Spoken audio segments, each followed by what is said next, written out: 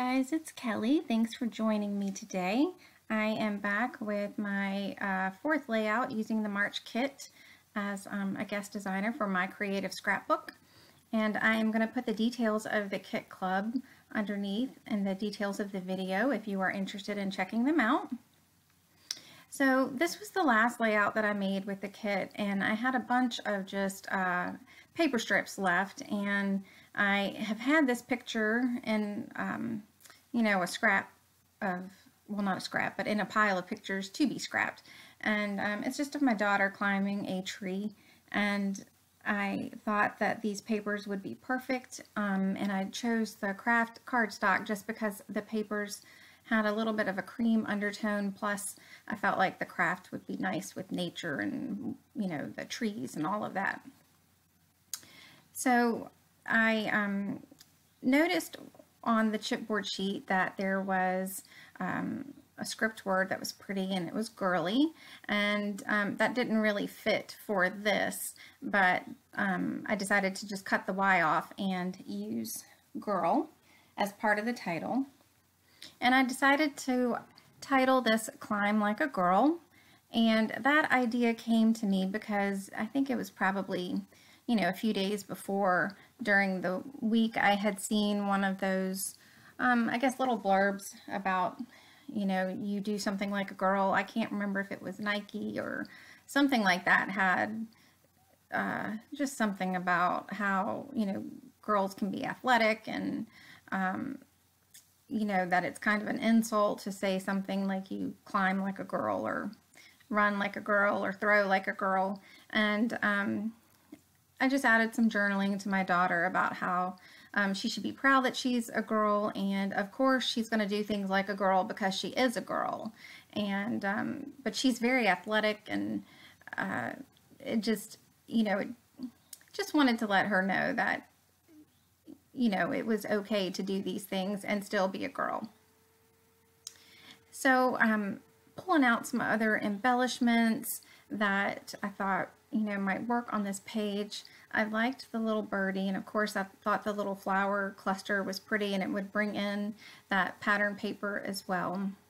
And I'm just going through some of the stickers and just trying to see, you know, if I wanted to use the banners or you know, just exactly what I thought that I would end up liking, and I end up not using that banner at all. So at this point, I walk away from the layout a couple of times just because I'm trying to fit it in with different things.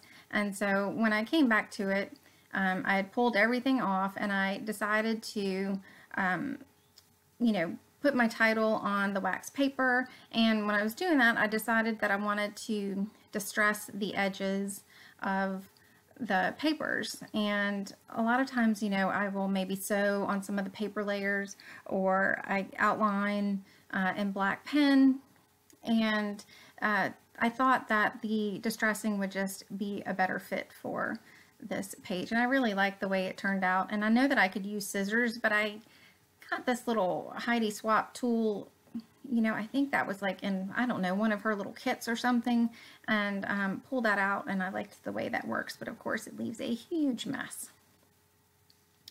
So I decided to go ahead and start getting some of these layers down.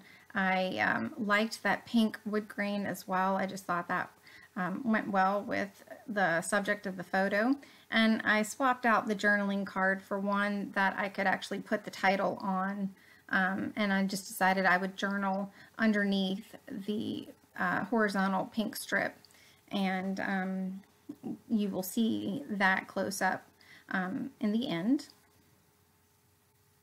So I liked the way that the title was looking, so I went ahead and committed and to get that stuck down. You know, sometimes I will stick down things right away, and sometimes I wait to the end, but, you know, I find that if I can just go ahead and commit, I'm happier, and, you know, just because it's that decision has been made, and, you know, I don't have to necessarily keep on going back to that one. So I just tried to center the title a little bit. I did like these little pink tile stickers that came with the kit. tile stickers are some of my favorite things ever. They're so versatile, and I like them just to add either, you know, a long title, which, you know, you can get more out of, or to add a subtitle to. So I decided that I wanted another layer with this, and of course, as I'm doing so, having trouble with the ATG gun, but I just do a thin strip of vellum around the photo. I just like that extra bit of texture that it gives, you know, another layer without bringing another color or another pattern to the page.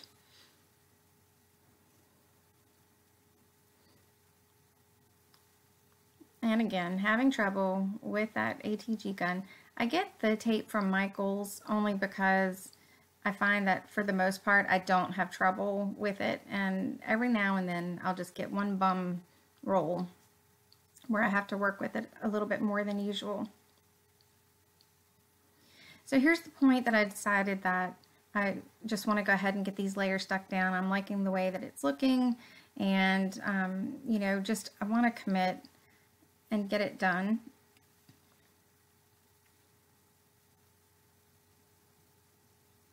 So I went ahead and pulled out some of the things that I thought that I might use and just stuck them in that little bowl. My desk at this time was a mess, and you know, I like having a clean desk, but it just seems like as I start scrapbooking, my desk gets messier and messier. And so I just dumped the contents of that little bowl and put the things that I was thinking about using in that little bowl just to help reduce the amount of clutter on my desk. You know, I don't have enough horizontal space. I think that's my problem. I get a working horizontal space. I wish I had just like, I don't know, 6 inches more would make such a big difference.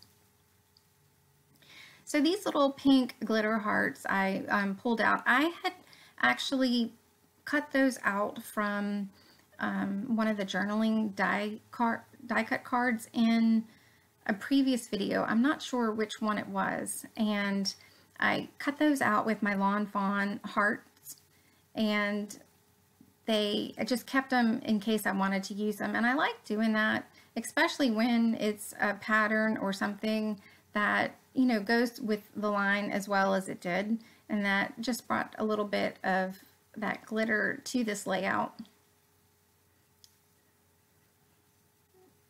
I see in myself pause. I think I'm watching Criminal Minds. I've just started that series. I know it's been out forever, but just started watching it, and so, you know, I can't scrapbook completely while I'm watching something. I end up taking too much time looking at something, but now that I'm in it, I have to watch it while I'm scrapbooking. So at this point, I'm taking those little hearts, just gluing them down. Love the way it's coming out. And found one of the bigger hearts and put it underneath that chipboard piece. And you'll see in just a minute that I am going to spend way too much time on this little bottom cluster and finally get it how I want it. I do decide to take some twine through a button. I was moving around that blue button, and then I found a green button, and the green just worked better up in that top right hand corner.